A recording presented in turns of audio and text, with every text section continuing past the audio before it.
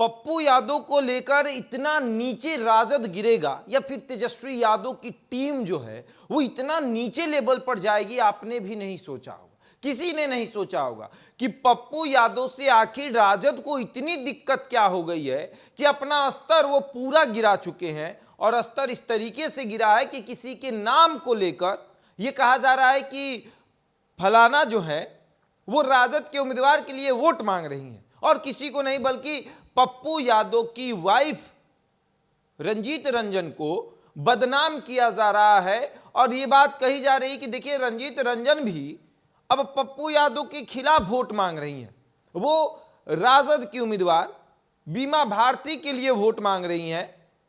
तो अब भी समय है पप्पू यादव को अपना नामांकन वापस ले लेना चाहिए। ये एजेंडा जो है वो तेजस्वी यादव के द्वारा राजद के द्वारा फैलाया जा रहा है, और ये इसलिए भी फैलाया जा रहा है क्योंकि यादव जो है उनके दिमाग में ये बात आ चुकी है कि लालू यादव सिर्फ और सिर्फ यादव के नाम पर अपने परिवार के सदस्यों को आगे बढ़ाते हैं और किसी भी यादव के चेहरे को वो आगे नहीं बढ़ाते हैं। पप्पू यादव जब लालू यादव से मिलकर गए और कांग्रेस में अपनी पार्टी का विलय किया, तब भी पप्पू यादव को टिकट क्यों नहीं दिया गया? पप्पू यादव के लिए पूर्णिया क्यों नहीं छोड़ा गया? पूर्णिया से बीमा भारती को क्यों उतारा गया? यह हमारे सवाल नहीं है, ये यादवों के सवाल है। जब आप पूर्णिया में जाइएगा तो पूर्णिया के यादव ये सवाल पूछ रहे हैं, और इस सवाल का जवाब वो चाहते हैं कि लालू यादव और तेजस्वी यादव दे। लेकिन उनके टीम के द्वारा क्या किया जाता है? उनके टीम के द्वारा एक फेक एडिटेड फोटो जो है, ये फोटो ये सोशल मीडिया पर वायरल किया जाता है, और ये इसलिए वायरल किया जाता है कि ताकि लोगों के मन में आए कि पप्पू यादव बगावत कर रहे हैं। रंजीता रंजन कांग्रेस की राज्यसभा सांसद हैं, वरिष्ठ नेत्री हैं।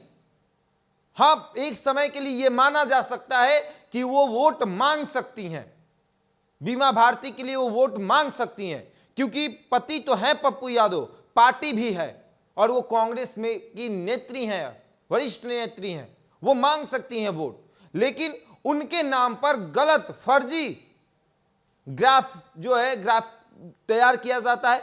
ग्राफिक डिजाइनर के द्वारा एक पोस्टर बनाया जाता है जिसमें कांग्रेस का एक लोगो होता है, ऊपर नीचे रंजीता रंजन की तस्वीर लगाई जाती है, उसके बाद वहां लिखा जाता है रंजीत रंजन, और फिर सांसद राज्यसभा छत्तीसगढ़ और राष्ट्रीय सचिव भारतीय राष्ट्रीय कांग्रेस, ये लिख के पूरा बाकायदा एक पोस्टर बनाया जाता है, और उस पोस्टर में तेजस्वी यादव की तस्वीर डाली जाती है, बीमा भारती की तस्वीर डाली जाती है, और फिर लिखा जाता है वहां पर कि आप तमाम पूर्णिया की जनता जनार्दन और कांग्रेस के समर्थक कार्यकर्ताओं से हाथ जोड़कर विनती करती हूं कि आप सभी एनडीए महागठबंधन समर्थित राजद उम्मीदवार श्रीमती बीमा भारती जी को भारी मतों से विजयी बनाएं और उन्हें सांसद बना दिल्ली भेजिए।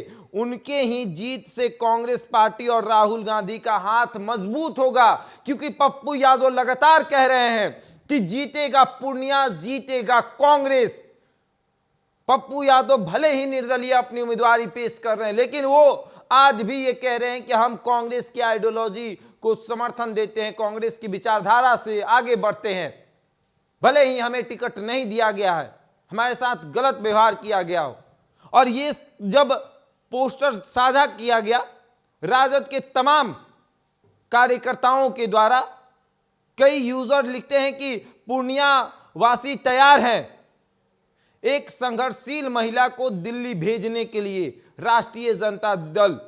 और उसके बाद आलोक चीकू हैं, वो तो पूरा अपनी बातों को, या फिर यूं कहें कि अपने ज्ञान को वो अपने सोशल मीडिया के जरिए रखते हैं कि किस तरह से पप्पू यादव को, अभी भी समय है, पप्पू यादव को जो है वो अपनी वाइफ से सीख लेना चाहिए।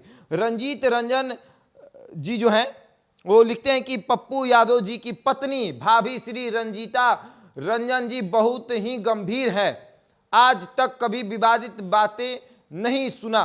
उनसे मतलब इन्होंने कभी विवादित बातों को नहीं सुना है। अब पप्पू जी को रंजीता रंजन की बात मान लेनी चाहिए, वरना अगर बीजेपी निकल गई यहां से तो पूरे बिहार के समाजवादी लोगों आपको माफ नहीं कर पाएंगे। मतलब पूरा बिहार का जो समाजवादी लोग है वो पप्पू यादव को माफ नहीं कर पाएंगे। क्या वाकई में पप्पू यादव ने गलत किया, या फिर लालू प्रसाद यादव ने, या फिर राजद ने, या फिर कांग्रेस ने गलत किया है? जब पप्पू यादव पूर्णिया से तैयारी कर रहे थे, बच्चा बच्चा जानता है, पूर्णिया की जनता कह रही है कि हम पप्पू यादव को देख रहे हैं, बीते 6 महीने से 5 सालों से वो जीतते हैं तब भी पूर्णिया में रहते हैं, हारते हैं तब भी पूर्णिया में रहते हैं, उसके बावजूद भी उनको टिकट ना देना ये किसकी गलती है? अगर पप्पू यादव ने अपनी पार्टी का विलय कांग्रेस में कर दिया तो क्या उनके साथ नाइंसाफी की जाएगी? ये जानते हुए कि पप्पू यादव पूर्णिया के लिए अपने पार्टी का विलय कांग्रेस में कर रहे हैं, और उसके बाद विलय करने से एक दिन पहले देर रात वो लालू प्रसाद यादव से मुलाकात करते हैं, तेजस्वी यादव से मुलाकात करते हैं, उसके बावजूद भी टिकट बीमा भारती को दिया जाता है। ये इसलिए क्योंकि बीमा भारती जेडीयू छोड़कर आती हैं, और जब आप क्षेत्र में जाइएगा तो बीमा भारती को लोग डमी कैंडिडेट कह रहे हैं। यहां तक कि रुपौली जो विधानसभा पड़ता है बीमा भारती का, वहां की जनता कह रही है कि बीमा भारती सांसद योग्य नहीं है, वो एक डमी कैंडिडेट हैं। लेकिन फिर भी उनको कैंडिडेट इसलिए बनाया गया क्योंकि पप्पू यादव यादव समाज से आते हैं और लालू यादव के आंखों में चुभते हैं। अब रंजीत रंजन जो है वो अपने सोशल मीडिया से इस बात की जानकारी देती हैं और लिखती हैं कि बिहार में चुनाव को लेकर कल से मेरा फर्जी स्टेटमेंट बनाकर वायरल किया जा रहा है। मैंने बिहार पुलिस से इसकी शिकायत की है। ऐसे तत्वों के खिलाफ सख्त कदम उठाना जरूरी है। आगे भी कोई ऐसा करेगा या झूठी सूचना फॉरवर्ड करेगा तो वो कड़ी कानूनी कार्रवाई के लिए तैयार रहे।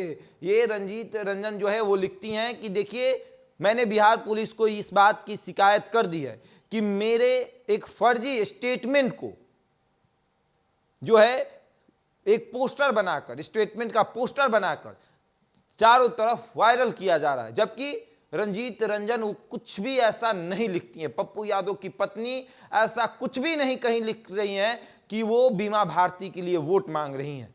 हालांकि अगर मांगती भी हैं तो कोई कुरेज नहीं है, कोई दिक्कत नहीं है, लेकिन फिर भी उनके गलत स्टेटमेंट को सोशल मीडिया पर फैलाया गया है। राजद के आईटी सेल के द्वारा, या फिर यूं कहें कि राजद के कार्यकर्ताओं के द्वारा यह फर्जी स्टेटमेंट सोशल मीडिया पर फैलाया गया और यह कहा गया कि पप्पू यादव बगावत कर रहे हैं। बहरहाल इस खबर में इतना ही। बने रहे हमारे साथ और देखते रहे द इंडिया टॉप।